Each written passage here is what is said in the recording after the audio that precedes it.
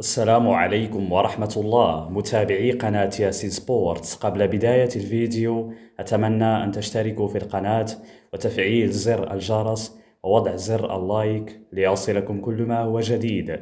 هيا لنبدأ. جدول مباريات دوري روشن السعودي الجولة الخامسة. مباريات يوم الجمعة 17 أكتوبر 2025. الفيحاء في مواجهة الاتحاد على الساعة 4:05 بتوقيت المغرب الجزائر وتونس، والساعة 6:05 بتوقيت مصر والسعودية على ملعب الفيحاء.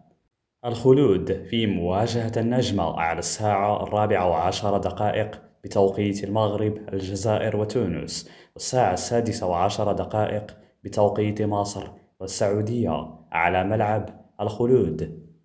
الأهلي في مواجهة الشباب على الساعة 7 مساء بتوقيت المغرب الجزائر وتونس، والساعة 9 مساء بتوقيت مصر والسعودية على ملعب الأهلي.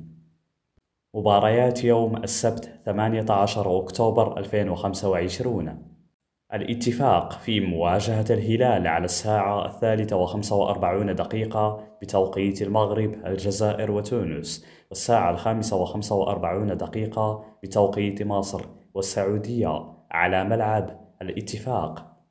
الأخدود في مواجهة الحزم على الساعة 4:15 بتوقيت المغرب الجزائر وتونس، والساعة 6:15 بتوقيت مصر والسعودية على ملعب الأخدود.